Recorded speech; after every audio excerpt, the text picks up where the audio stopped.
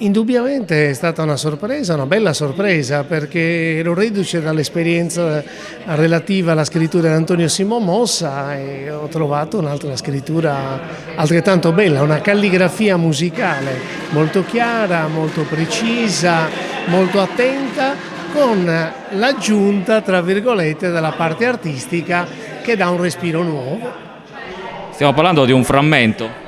È un frammento molto piccolo, quindi abbiamo dovuto lavorare con tanto impegno, però per la sezione ritmica è più che sufficiente.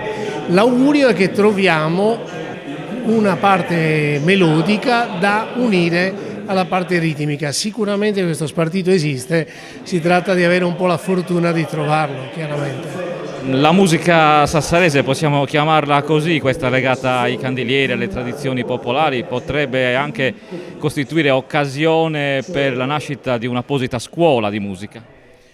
Il progetto è esattamente questo, la nascita della scuola di musica dei Gremi e Candelieri, quindi una scuola di musica che parta dalla tradizione, la conservi, raccolga tanti ragazzi che studiano musica, unisca strumenti diciamo anche più vicini magari alla cultura di tanti ragazzi e però crei un'unitarietà del sapere musicale sia nella dimensione amatoriale che in quella professionale.